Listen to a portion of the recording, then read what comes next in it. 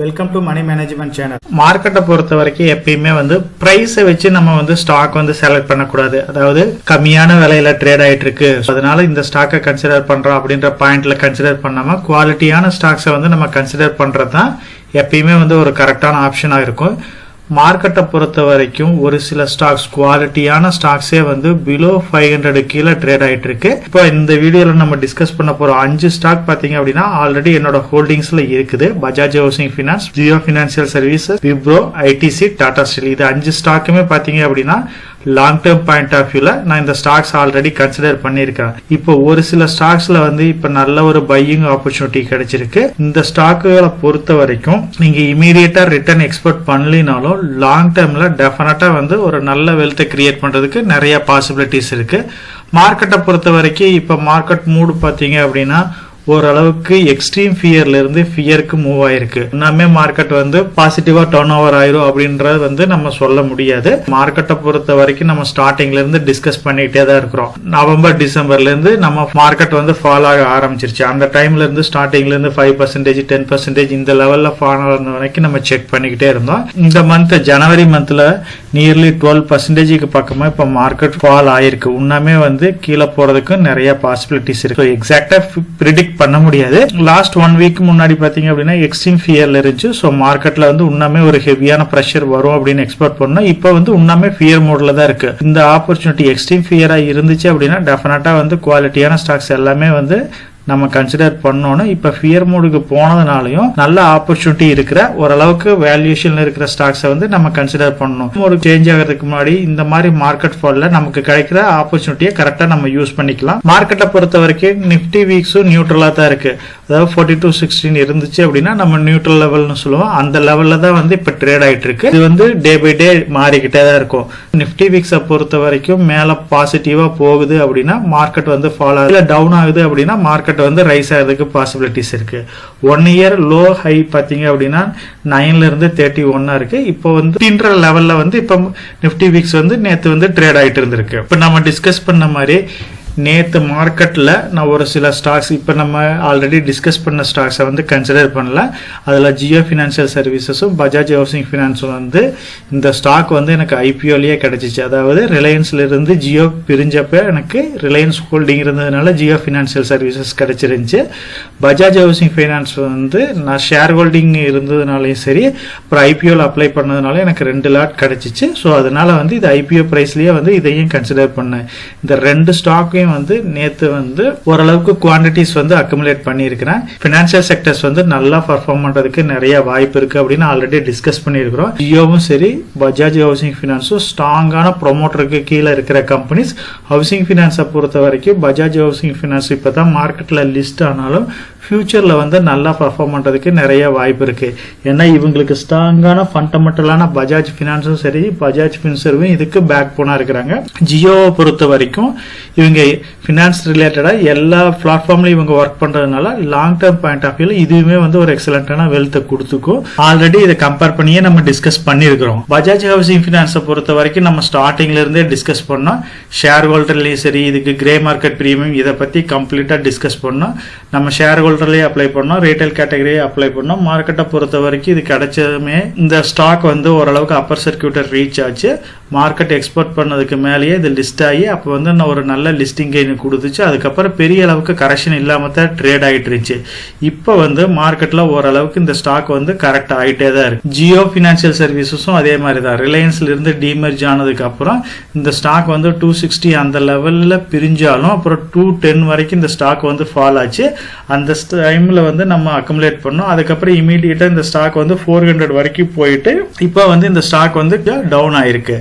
Jio financial services பொறுத்த வரைக்கும் கூடிய சீக்கிரம் இது நிப்டி 50ல லிஸ்ட் ஆக போகுதுன்னு ஆல்ரெடி ஒரு 2 மந்த்ஸ்க்கு முன்னாடியே டிஸ்கஸ் பண்ணோம்.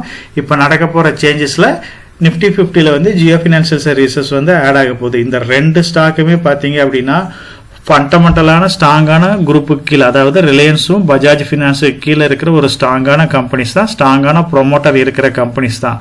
மார்க்கெட்டை பொறுத்த வரைக்கும் இது வேல்யூஷன் பிரகாரம் பார்த்தா டெஃபினட்டா இது காஸ்ட்லியா தான் இருக்குது. இந்த ஸ்டாக்லாம் வந்து ரொம்ப ஒரு அட்ராக்டிவான ப்ரைஸ்க்கு வரட்டும், அதுக்கப்புறம் கன்சிடர் பண்ணலாம் அப்படின்னா நம்ம அந்த அளவுக்கு ஆப்பர்ச்சுனிட்டி மார்க்கெட் கொடுக்குமா அப்படின்னு தெரியல. இப்போ ஓரளவுக்கு டீசென்டான கரெக்ஷனை கொடுத்ததுனால இந்த ஸ்டாக்ல இப்போ கொஞ்சம் நம்ம ரிஸ்க் எடுத்து இன்வெஸ்ட் பண்ணி வச்சோம் அப்படின்னா லாங் டேர்ம்ல டெஃபினட்டா இதெல்லாம் வந்து ஒரு குவாலிட்டியான ரிட்டர்னை கொடுக்கறதுக்கு நிறைய பாசிபிலிட்டிஸ் இருக்கு. விப்ரோ ஸ்டாக்கும் அவங்களோட கார்பரேட் ஆக்ஷன்ஸ் வந்து கூடிய சீக்கிரம் நடக்கும் அப்படின்னு ஆல்ரெடி டிஸ்கஸ் பண்ணியிருந்தோம். இப்போ 2 கம்பெனிக்குமே இந்த கார்பரேட் ஆக்ஷன்ஸ் எல்லாமே வந்து கம்ப்ளீட் ஆயிருச்சு. ஐடிசியிலிருந்து ஐடிசி ஹோட்டல் வந்து தனியாக டீமர்ஜ் ஆகிட்டு விப்ரோவுக்கு வந்து 1:1 போனஸ் ரேஷியோ கொடுப்பாங்கன்னு நம்ம டிஸ்கஸ் பண்ணியிருந்தோம். அதே மாதிரி போனஸ் கொடுத்ததுக்கப்புறம் இந்த ஸ்டாக் வந்து நல்லா தான் ட்ரேட் ஆகிட்டு இருக்கு. மார்க்கெட்டை பொறுத்த வரைக்கும் இதுக்கு முன்னாடி பார்த்த இந்த 2 ஸ்டாக், அதாவது Jio financial, Bajaj housing finance வந்து ஓவர் வேல்யூஷன் ஸ்டாக்காக இருக்கு. ரிஸ்க் எடுத்தால் நல்ல ரிட்டர்ன் கிடைக்கிறதுக்கு வாய்ப்பு இருக்கு. இது ரெண்டுமே வந்து ஹிஸ்டாரிக்கலாக இந்த ஸ்டாக்ஸ் வந்து ப்ரூவ் பண்ண ஸ்டாக், அட்ராக்டிவான பிரைஸ்ல இருக்கு, ஃபியூச்சர் growth இருக்கிற ஸ்டாக்கா தான் இருக்கு, ஃபண்டமெண்டலா ஸ்ட்ராங்கான கம்பெனிஸா இருக்கு. விப்ரோ ஸ்டாக் வந்து ஆல்ரெடி மார்க்கெட்ல வந்து இது எஸ்டாப்ளிஷ் ஆன கம்பெனி தான். இவங்க ரெகுலரான டிவிடெண்ட் ஆகட்டும், போனஸ் ஆகட்டும், அதே மாதிரி கார்பரேட் ஆக்ஷன்ஸ் பாத்தீங்க அப்படின்னா பைபேக், இந்த மாதிரி ரெகுலரா எடுத்துட்டே இருக்கிற கம்பெனி தான். மார்க்கெட்டை பொறுத்த வரைக்கும் ஸ்டார்டிங்ல இன்வெஸ்ட் பண்ணவங்களுக்கு இது ஏகப்பட்ட வெல்த்தை கிரியேட் பண்ண கம்பெனியா தான் இருக்கு. விப்ரோ ஸ்டாக்கை பொறுத்த வரைக்கும் மார்க்கெட் லீடரா இருக்கிற இன்ஃபோசிஸ், எல்டிஐ மெட்ரி, டிசிஎஸ்சிஎல், டெக்மெகா இந்த கம்பெனியை கம்பேர் பண்ணாலும் ஜாஸ்தி போனஸ் கொடுத்த கம்பெனி அப்படின்னா விப்ரோ கம்பெனியா தான் இருக்கு. நல்ல வெல்த் கிரியேட்டர் கம்பெனியா இருக்கு. இந்த கம்பெனியை கம்பேர் பண்றப்ப இது ஓரளவுக்கு அட்ராக்டிவான பிரைஸ்ல தான் வந்து ட்ரேட் ஆயிட்டு இருக்கு. ஐடி செக்டரை பொறுத்த வரைக்கும் இப்போ வரப்போற ரிசல்ட்ஸை பேஸ் பண்ணி ஒரு சில ஸ்டாக்ஸ் வந்து இப்போ கரெக்டாக ஆகிட்டு இருக்கு. ரீசெண்டாக HCL கூட ஒரு 8% மேலே ஒரு ஃபாலை பார்த்துச்சு. விப்ரோ ஸ்டாக்கும் வந்து எப்படி பர்ஃபார்ம் பண்ணுதுன்னு நீ கூடிய சீக்கிரம் நமக்கு தெரிஞ்சிடும். அதே மாதிரி ஐடிசியும் வந்து லாஸ்ட் இயர்ஸ்க்கு முன்னாடியே 6 trillion மார்க்கெட் கேப் வந்து ரீச் பண்ணுச்சு. அந்த டைமில் தான் வந்து இந்த டிமேஜர் நியூஸ் எல்லாமே வந்துச்சு. அதுக்கப்புறம் அதோட பேரண்ட் கம்பெனியாக இருக்கிற பேட்டோட செல்லிங் ப்ரெஷர் வந்துச்சு. இதனால இந்த ஸ்டாக் வந்து கொஞ்சம் கரெக்ட் ஆச்சு. அதுக்கப்புறம் மார்க்கெட்டில் வந்து இந்த டிமெர்ஜர் ப்ராசஸ் வந்து நடந்துச்சு. இவங்களுக்கு நம்பர் ஆஃப் பிஸ்னஸ் இருந்தாலும் இவங்க ஹோட்டல் பிஸ்னஸை வந்து தனியாக பிரித்தாங்க. பிரிக்கிறப்ப பார்த்தீங்க அப்படின்னா இந்த 140 to 165 ரேஞ்சில் வர்றதுக்கு வாய்ப்பு இருக்குது அப்படின்ற மாதிரி நம்ம ஆல்ரெடி டிஸ்கஸ் பண்ணோம். அதுக்கப்புறம் நிறைய ரிசர்ச் ஃபார்மும் வந்து இந்த ரேஞ்சில் தான் கொடுத்துருக்காங்க. ஸ்டாக்ஸ் வந்து தனியாக வந்து டிமெர்ஜ் ஆயிருச்சு. ஒரு சிலருக்கு வந்து டிமேட் அக்கௌண்ட்ல இப்ப கிரெடிட் ஆயிட்டு 30 to 60 டேஸ்க்குள்ள இந்த கம்பெனி லிஸ்ட் ஆகிறதுக்கு வாய்ப்பு இருக்கு அப்படின்ற மாதிரி நியூஸஸ் வந்துட்டு இருக்கு. இந்த ஸ்டாக்கை பொறுத்த வரைக்கும் நம்ம ஐடிசி ஹோட்டல் வந்து ஓரளவுக்கு அட்ராக்டிவான ப்ரைஸில் இருந்தாலுமே இமீடியட்டாக நம்ம கன்சிடர் பண்ண வேண்டாம் அப்படின்னு சொல்லியிருந்தோம்.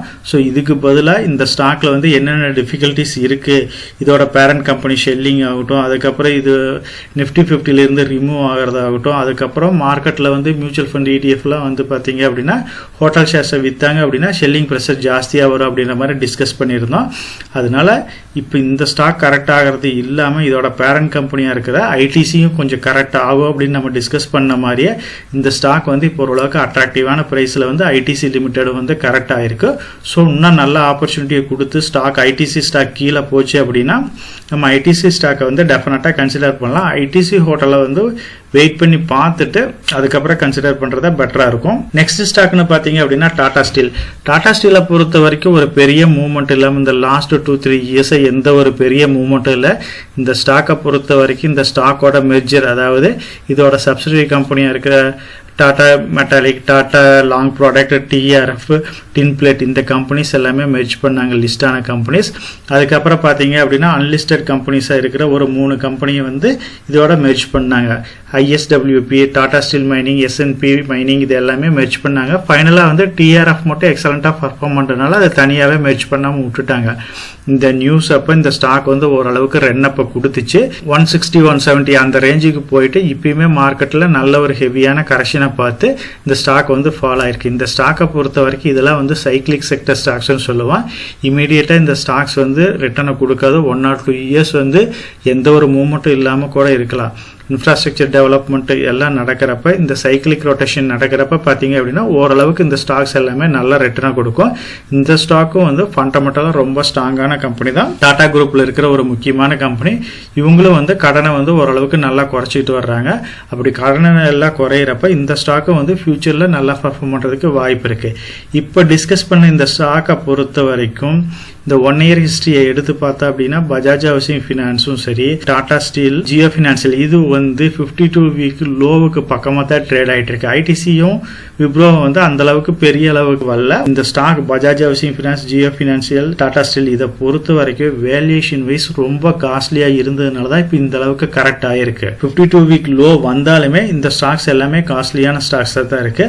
பர்டிகுலராக பார்த்தீங்க அப்படின்னா ஜியோ ஃபினான்சியல் சர்வீஸ் ஆகட்டும், பஜாஜ் ஹவுசிங் ஃபினான்ஸ் ஆகட்டும், டாடா ஸ்டீல் இது எல்லாமே வந்து கொஞ்சம் ஓவர் வேல்யூஷன் ஸ்டாக்காக தான் இருக்கு. அதோட பிஇ நீங்க பார்த்தீங்கன்னாவே உங்களுக்கு கிளியரா புரியுது.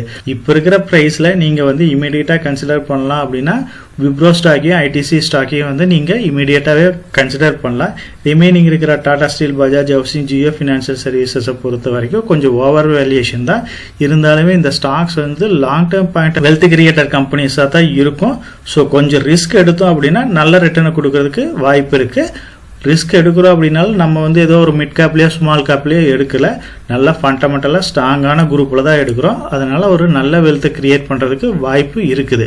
இந்த ஸ்டாக்கை பொறுத்த வரைக்கும் நீங்கள் இமீடியட்டாக கன்சிடர் பண்ணாதீங்க. Tata steel, Bajaj housing, Jio financial உங்களோட அமௌண்ட்டை ஸ்ப்ளிட் பண்ணி ஒவ்வொரு போர்ஷனாக இன்வெஸ்ட் பண்ணுங்கள். இப்போ 4 hours 5 hours ஸ்ப்ளிட் பண்ணிவிட்டு இப்போ ஒரு போர்ஷனை இன்வெஸ்ட் பண்ணுங்கள். மறுபடியும் இன்னும் கொஞ்சம் கரெக்ட் ஆகுது அப்படின்னா நம்ம வந்து இன்வெஸ்ட் பண்ணிக்கலாம்.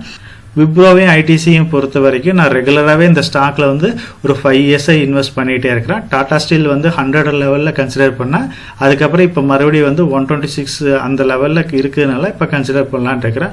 பஜாஜ் ஹவுசிங், ஜியோ ஃபினான்ஸ்லையும் பார்த்தீங்க அப்படின்னா ஐபிஓலையே கன்சிடர் பண்ணதான். ஜியோவை பொறுத்த வரைக்கும் 260 கிடச்சிச்சு. நான் 220 கொஞ்சம் அக்குமுலேட் பண்ணேன். அதுக்கப்புறம் அதுக்கு பெருசாக கன்சிடர் பண்ணல. இப்போ மறுபடியும் கன்சிடர் பண்ணுறேன் 270 லெவலில்.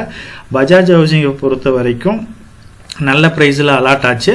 ஸோ அதுக்கப்புறம் பார்த்தீங்க அப்படின்னா இந்த ஸ்டாக் வந்து 160 மேலே போயிருந்துச்சு. அதுக்கப்புறம் பெரிய லெவலில் இது வந்து நான் அக்குமுலேட் பண்ணுற ஐடியா இல்லாமல் இருந்துச்சு. இப்போ ஓரளவுக்கு கரெக்ட் ஆகிட்டு வர்றதுனால இப்போ கொஞ்சம் கொஞ்சமாக அக்குமுலேட் பண்ணலான்ட்டு இருக்கேன். மார்க்கெட் என்னதான் ஃபால் ஆனாலும் இது இன்னும் எந்த அளவுக்கு கரெக்ட் ஆகும் அப்படின்னு நம்ம கரெக்டாக ப்ரிடிக்ட் பண்ண முடியாது. கொஞ்சம் காஸ்ட்லியாக இருந்தாலும் ப்ரைஸ் வந்து கொஞ்சம் கரெக்டாக இருக்கிறதுனால இந்த லெவலில் நான் கன்சிடர் பண்ணியிருக்கேன். என்னோட ஹோல்டிங்ஸை பொறுத்த வரைக்கும் கம்ப்ளீட்டாக வேல்யூ ஸ்டாக்ஸ் அப்படின்னு நம்ம கன்சிடர் பண்ணுறது கிடையாது. ஏன்னா வேல்யூ ஸ்டாக்ஸ்னு சொல்லி ஒரு குறிப்பிட்ட ஸ்டாக்ஸ்லேயே நம்ம இன்வெஸ்ட் பண்ணிக்கிட்டு இருந்தோம் அப்படின்னா அந்த ஸ்டாக் மூவ்மெண்ட் இல்லை அப்படின்னா டோட்டலாக வந்து நம்மளோட சைஸில் எந்த ஒரு மூவ்மெண்ட்டும் இல்லாமல் போயிடும்.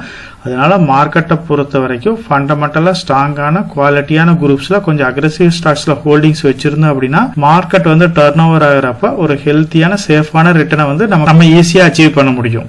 நம்ம சேனல் மெம்பர் கம்யூனிட்டியில போர்ட்ஃபோலியோ அப்டேட், அதாவது என்னோட போர்ட்ஃபோலியோல என்ன ஸ்டாக் பை பண்றேன், என்ன ஸ்டாக் செல் பண்றேன், என்னென்ன சேஞ்சஸ் பண்ணிட்டு இருக்கேன், இதை பத்தி இன்ஃபர்மேஷன்ஸ் வந்து ஷேர் பண்ணிட்டு இருக்கேன். டெய்லி மார்க்கெட் அப்டேட் வந்து முடிஞ்ச வரைக்கும் போஸ்ட் பண்ணிட்டு இருக்கேன். கார்பரேட்ல என்னென்ன ஈவென்ட் இருக்கு, நம்மளோட இந்தியன் எக்கனாமியை பத்தி ஒரு சில யூஸ்ஃபுல்லான இன்ஃபர்மேஷன்ஸ் எல்லாமே ஷேர் பண்ணிட்டு இருக்கோம். மெம்பர் கம்யூனிட்டியில ஜாயின் பண்ணி இதை ரெகுலரா ஃபாலோ பண்ணீங்க அப்படின்னா உங்களுக்கு நாலேஜ் இம்ப்ரூவ் ஆகிறது மட்டும் இல்லாம உங்களோட போர்ட்ஃபோலியோவை ஹெல்த்தியா பில்ட் பண்றதுக்கு எல்லா வகையிலையும் சப்போர்ட்டிவா இருக்கும்.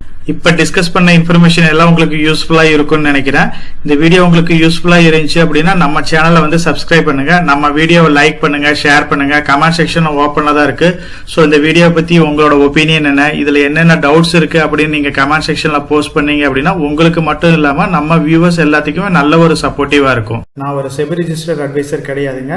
நம்ம சேனலில் போடுற வீடியோக்கள் எல்லாமே வந்து பார்த்தீங்கன்னா எஜுகேஷனல் ஆர் இன்ஃபர்மேஷன் பர்பஸ்க்கோசரம் போஸ்ட் பண்ணுற வீடியோக்கள் தாங்க. இன்வெஸ்ட்மெண்ட்னா கண்டிப்பாக ரிஸ்க் இருக்கும். அதனால நீங்கள் உங்கள் ஃபினான்ஷியல் அட்வைசர்கிட்ட டிஸ்கஸ் பண்ணியோ இல்லை நீங்களா ஓன் டிசிஷன் எடுத்தோ இன்வெஸ்ட் பண்ணுங்கள்.